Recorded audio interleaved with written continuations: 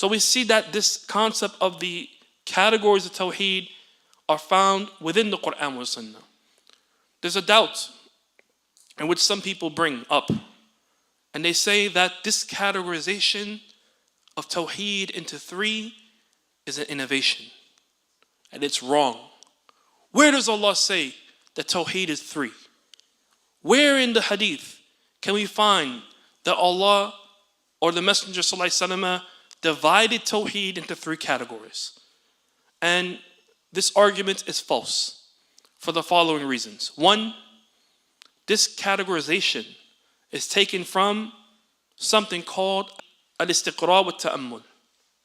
It's an overall survey and contemplation of the Quran wa Sunnah, reading and thinking and contemplating over the text and deriving the benefits. And that this categorization doesn't mention anything new. Rather, it only mentions what has been mentioned by Allah and the Messenger ﷺ and rewords it and puts it into a category so that you can understand the concept in an easier fashion. It's only restating what has already been mentioned in the Quran and Sunnah.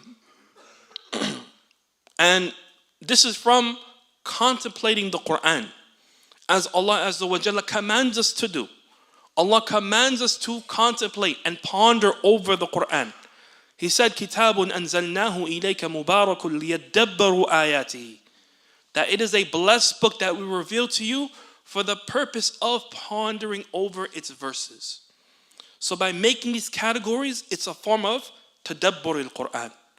أَفَلَا يَتَدَبَّرُونَ الْقُرْآنَ. Do they not ponder over the Quran? أَمْ عَلَى قُلُوبٍ أَقْفَالُهَا. Or do they have locks over their hearts? وَيَذَا بِاللَّهِ. This categorization, Tawheed, ikhwani akhawat, is from the means of facilitating knowledge. It is summarizing knowledge, making it easy to understand. Just like how in the fuqaha, the scholars of fiqh, they list the conditions of the salah. And they say the conditions of the salah are how many? 9. Is there any Quranic ayah that says the conditions of the salah are 9? Or hadith of the Messenger, the conditions of salah are 9? La. But why do the fuqaha do this? To make knowledge easier to understand. Likewise with the Tawheed, it's divided into 3 categories for what purpose? To give us a better understanding of the Quran and Sunnah in this topic of Tawheed. There's no one who denies the benefits of the categorization of the shurut al-salah or the arkan, the pillars of the salah. All the fuqaha unanimously agree this is something beneficial. Well, the same thing goes for dividing Tawheed into 3 categories for the purpose of helping us to understand this topic. Also, we find that the early scholars, ikhwan akhawat, they mentioned this. It's not something that has been mentioned recently, that Tawheed is only 3 categories. Rather, early ulama, like Ibn Jarir al-Tabari, Imam al-Mufassirin, he mentions these 3 categories. Like Ibn Khuzaymah, from the early hadith scholars, he mentioned these 3 categories. Like Ibn Hibban al-Busti and Ibn Battah al-Ukbari, they mention these categories of Tawheed. Likewise, ikhwani akhawat, this category, we're not saying it is the only category of Tawheed. Rather, it is an aspect. Yani, this category is only one aspect. But Tawheed can be divided into other aspects as well, which are acceptable. Like, for example, which the ulama, they say, Tawheed al-Mursil wa Tawheed al-Mursal.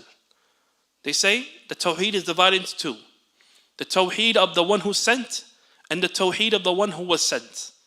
Yani Allah and the Messenger sallallahu alaihi wasallam. Or they say another category, at-Tawhid al-Ilmi and at-Tawhid al-Amali. There's a Tawheed that refers to knowledge. Yani that which you need to know about Allah. Allah is the creator, Rububiyyah. Asma wa Sifat, the names and attributes of Allah. You need to have knowledge of this. This is the Tawheed al-Ilmi. And then there's a Tawheed where you have to put into practice. You have to implement yourself. Which is Tawheed al-Uluhiyyah, al-Ubudiyyah. Naam. So this category is beneficial. It helps us to have a better understanding. And the only ones who don't want you to learn these categories or these details are those who fear that their misguidance will be exposed. Because the more knowledge you have of these details, the more you recognize and you distinguish between al-haq wal-batil, that which is truth from that which is falsehood. These people, they want to keep you ignorant so you don't question their practices. When you have knowledge, you ask, where is this from? What is this? Where's the evidence? But when you don't know, then you won't ask these questions. You just believe that he is the Mawli. Now, he is the Imam. He must know. He is the Hafiz. Now, he is the Mufti. He must know. You won't question what is the evidence for this action. So these people want to keep the general masses to be ignorant so that they can do what they please. Just like the Yahud. The Yahud, the priests among them, the knowledgeable among them, they were the only ones who had access to the revelation. And they would give and share that which they pleased. And only share that which benefited them. And they hid that which was against them.